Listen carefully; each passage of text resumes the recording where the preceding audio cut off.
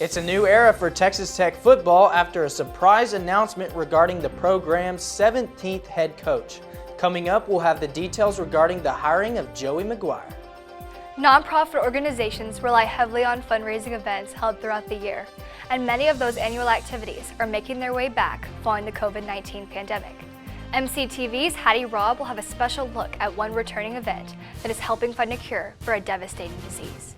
And Halloween may be long gone, but some scary tales from Texas Tech may still be haunting the minds of those who took part in a spooky new campus event.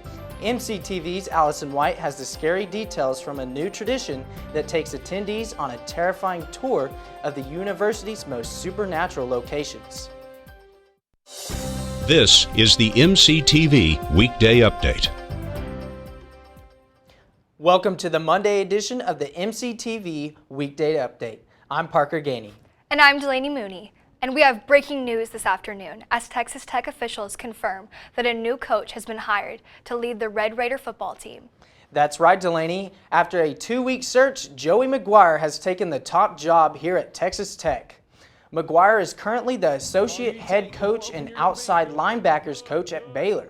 McGuire has been with the Bears for 5 seasons, starting out as a tight ends coach in 2017. During his time at Baylor, McGuire has helped rebuild the team, going from a 1-11 record in 2017 to a 7-6 winning record the following year. So far this season, Baylor has been ranked in the top 25 for 7 weeks after defeating then-ranked number 14 Iowa State and number 19 BYU. Before coaching on the college level, McGuire coached at Cedar Hill High School for 17 seasons, racking up a 141-42 record and 3 state titles. The official announcement of McGuire's hiring came late this morning after reports broke last night that McGuire would be the next head coach. McGuire will finish out the 2021 season at Baylor, and he will immediately begin his tenure at Texas Tech once the season ends. MCTV will continue to follow this story and bring you more details as they develop. In other news, the number of COVID-19 cases reported in the Texas Tech community was down last week after an increase in infections over the previous 14 days. Last week, university officials announced a total of 20 new active cases of the coronavirus, down from 31 infections reported during the last week of October. Last week's number of cases was also less than the 21 reported during the week of October 18th through the 22nd. Up until the week of the 18th, the number of COVID-19 cases in the campus community had continually dropped since the second week of fall classes. Last week's report that included 5 employees and 15 students was still more than the lowest report so far. This semester that included 5 employees and 13 students. But overall, this fall's numbers are dramatically lower than the number of new cases reported through the fall of 2020. The biggest factor contributing to the lower number is the growing amount of vaccinated faculty, staff, and students here on campus. Throughout the semester, Texas Tech has held a series of vaccine clinics in Memorial Circle, and there are still 2 more chances remaining to get this shot before the end of the semester. The final 2 on-campus clinics will be held this Friday, November 12th, and next Friday, November 19th. The clinics are for anyone who has already received their first or second dose of the Pfizer vaccine. Anyone still needing the second or booster shot can stop by either of the last 2 clinics between 10 a.m. and 2 p.m. All COVID-19 vaccines are free, and the clinics are open to the entire Texas Tech community. The COVID-19 pandemic has caused difficulty for many different businesses and organizations since the spring of 2020, but few groups felt the impact as much as nonprofit organizations who rely on annual fundraising events that were ultimately canceled for more than a year. With the world slowly returning to normal, many of those events are making a return, including one recent fundraising walk that took place just a few miles from campus. MCTV's Hattie Robb has more. The Lubbock Walk to End Alzheimer's took place this past Saturday at McKenzie Park. Debbie Callender, the co-chair of the walk, says this weekend's turnout was more than they expected. The turnout is much larger this year than we had anticipated. We are so excited that people are being involved even after the last year that we've had. Approximately 300 to 500 are expected this year, more on registration that we're going to virtually walk just due to the pandemic, but we have lots here, which we're really excited about.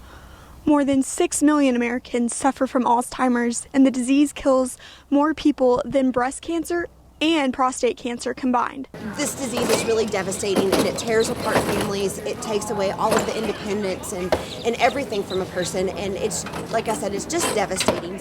Julie Gray, Director of Development for the West Texas chapter of the Alzheimer's Association, says Saturday's event is a great opportunity for local residents to help find a cure. It's our largest fundraiser for the association, and we get to use that money right here in Lubbock that we raise. So your money's not necessarily going off somewhere, it's right here. And that to me personally just speaks so much about the community, the Lubbock community itself coming out today, because it is impacting so many people. If you didn't have a chance to make this weekend's walk, you can still make donations by visiting alz.org. Our fundraising efforts actually go through the end of the year, so there's still time to help us get our goal. We are inching closer and closer all the time, but we need your help. It takes everybody. For MCTV, I'm Hattie Robb. During the fall semester, there has been a disturbing increase in the number of crime alert notifications sent out by the university. Even though a variety of crimes have been reported, the majority of reports have fallen under one category: sexual assault. In October alone, there were 3 reported incidents of sexual assaults on the Texas Tech campus. Those reports increased in the level of concern and awareness of the issue among the student body. Ashley Rose Marino, the program manager for communications, marketing, and design at the RISE office, says it's important to be aware of sexual assault so that members of the campus community know what resources are available to them if they ever become a victim. Sexual assault can take so many different forms. It could look like stalking. It could look like dating violence. It could look like an assault from someone that you don't know or someone that you do know. And so because sexual assault is so varied and because it happens to everybody, it's important to bring awareness to the topic to make sure that if something does happen to you or happens to a friend, that you're able to get the support that you need. If you or someone you know is a victim of sexual assault, you can call the Texas Tech Crisis Helpline at 806-742-5555 or file a Title IX report online at title9.ttu.edu and click on the Reporting tab. After a dramatic cool down in the middle of last week, temperatures rebounded just in time for the weekend. That's right, Delaney. Highs climbed into the 80s on both Saturday and Sunday, which was a big jump from the 40-degree temperatures we saw here on campus last Wednesday. Even today, we're already getting close to the 80-degree mark. So will the warmer temperatures stick around into the second week of November? Let's take a look at the MCTV forecast. There are a few high clouds visible on the MCTV tower cam today, but other than that, we've seen plenty of sunshine this afternoon. Highs should top out in the mid-80s this afternoon, but cloudy conditions are expected by nightfall. Even with the clouds, temperatures should only drop off into the 50s overnight, making for a mild evening. Tomorrow we should see a return of the sun, but it will be a little cooler with highs only expected in the mid-70s. But on Wednesday, increasing winds will bring a cold front into the area in the late afternoon. Highs should reach the mid-70s before 20 to 30 mile-per-hour winds quickly drop temperatures after sunset. By Thursday morning, lows are expected to drop into the upper 30s, but winds will make it feel closer to the freezing point. Looking ahead, the end of the week cold front may be short-lived, but today's 80-degree temperatures could be the last we'll see this year. It may come as no surprise, there are a lot of talented students at Texas Tech, but sometimes those talents go far beyond their field of study. MCTV's Patricia Perry recently discovered one media and communication student who may be working hard for his degree, but his extracurricular skills are already bringing him local recognition. One Texas Tech student doesn't only find himself in his studies, but he also has a passion for music. Senior Gage Brockman has been performing music since he was 15 years old. When I was about 15, there was a music set up at Back 40 Grill. We went there for Father's Day, and my dad kind of joked, maybe you should play here, you can see the setup over there, and I'm just like, yeah, you're right, I'm going to talk to the manager. Brockman was able to secure a spot to perform at Black 40 Grill when he was just 15 years old. After that, his performing career took off, and he still enjoys it. I pretty much took off after that. I started full-on performing around town about the time I was 16, 17. And so yeah, now I'm 22 and I'm still loving doing it. Brockman has stayed busy during his time at Texas Tech University. He is a double major in advertising and creative media industries. He also spends his time showing his school spirit in the saddle trams. He said he has a good community of people that support him and follow his work. All of a sudden, all my pledge brothers from saddle trams were like, oh my God, this kid can play. And so they started following me around, and I've got, people who follow me around anyways because I'm from Tech, and, also just people that know me from my parents and all that. Brockman said he has a lot of passion for what he does in school and his music industry. He finds time to do it all, and he says he takes it 1 week at a time. For MCTV, I'm Patricia Perry. Texas Tech football may have once again stole headlines today, but a couple other Red Raider teams also made news as the football sports season nears an end. On Thursday, Texas Tech Soccer's conference season officially came to a close with a loss to TCU in Big 12 tournament. TCU came into the contest as the top seed in the tournament and ranked number 9 in the country. The Horned Frogs scored 2 goals in the first half and followed up with a third goal in the 80th minute to secure the victory, 3-0. Senior Kristen Davis had 2 shots on goal, but that's as close as the Red Raiders would get in the loss. Goalkeeper Madison White also had 2 saves, but it was clearly not enough against the conference-leading team. TCU went on to win the Big 12 championship on Sunday, beating second seed Texas 2-1. The Red Raiders will now be watching this afternoon's NCAA tournament selection show to see if they will have another chance to compete for a national championship. The selection show is scheduled for 4:30, and it will be streamed exclusively on ncaa.com. Women's soccer wasn't the only team taking on TCU last week.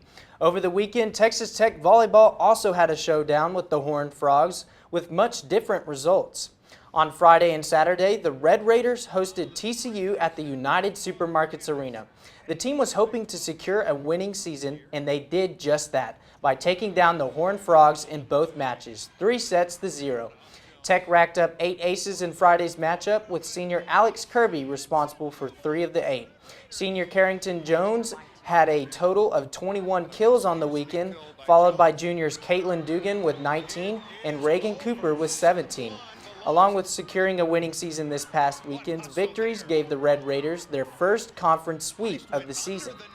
Tech now prepares for their second to last week of regular season play as they head to West Virginia for a 2-game matchup on Thursday and Friday. Thursday's match is scheduled for 4 p.m. and first serve on Friday is at 5 p.m. at WVU Coliseum in Morgantown. Football fans may already be focusing on a new era with future head coach Joey McGuire at the helm. But there's still a lot on the line for this year's team as they return to the Jones for the last home stand of the season. The Red Raiders will take on the Iowa State Cyclones this Saturday with a chance of a bowl game still on the line. Iowa State is currently 4-2 in conference and 6-3 overall, and they've been on a roller coaster this season after starting off ranked in the top 10 in both national polls. Since then, the Cyclones have fallen off the radar after suffering a defeat to West Virginia 2 weeks ago. Tech may have their best chance at much-needed win this weekend in front of a home crowd before facing Oklahoma State and Baylor, who are currently ranked in the top 25. Saturday's showdown is scheduled for a 2:30 p.m. start with TV coverage on ESPN2. Halloween wrapped up 2 Sundays ago, but the spookiest of holidays may still be haunting the minds of students who indulged in some fearful fun. And one new event here at Texas Tech may have also left attendees with nightmares as they learned about some of the most terrifying tales to occur on campus. MCTV's Allison White headed to campus a few days before Halloween to find out about the university's supernatural history. A fun kind of family event, gives you some knowledge and a tour of the campus. Friday night, TTU, Raider Power Paranormal, and Military and Veterans programs hosted a haunted tour of Texas Tech. People of all ages came out to learn about some terrifying tales that occurred on campus. So it's been a ghost tour of campus. We've taken around groups to different spots on campus that have some sort of legend associated with them and just sharing a bit of campus history with everyone. Daniel Uzlowski was the chief investigator for the haunted tour on campus. Uzlowski helped organize last Friday's event and also acted as one of the tour guides. Uzlowski took people across campus to different locations to learn about the stories that happened here at Texas Tech. My favorite spot would probably have to be Dokal. It's just it has some nice ambiance to it. It's a nice covered breezeway, and it's just a very scenic spot for a story. Stoke Hall was one of half a dozen stops on this tour. The event started at the Sub, where members of the MVP sold food and drinks to the guests. They also helped attendees prepare for the tour. So we were actually here helping out with the event and supporting with tables, cash sales, and escorting. Clayton Alexander, member of the Veterans Association and MVP, says the tour was a great way for the local community to get into the Halloween spirit. Honestly, I think these events are really great. Everyone should come out and have a good time. Organizers said that Friday's event was a success with more than 400 people attending the tour. Uzlowski hopes that the Honda Tour of TTU will return to campus next year. I would say that if this is something that we do again next year, I would highly recommend coming to it. A lot of people had a ton of fun. I know I had a lot of fun. All of our storytellers were having a great time. And so it's just a really cool way to learn a bit more about the campus while having some fun. For MCTV, I'm Allison White. So Parker, have you heard any of Texas Tech's ghost stories? I have not heard any of Texas Tech's ghost stories, but I will say, anytime I go up in the stacks, I get pretty scared. So I tried to avoid the stacks as much as possible. That's all for today's edition of the MCTV Weekday Update. Thanks so much for joining us, and be sure to check ttuhub.net every day for more news. We'll see you on Thursday.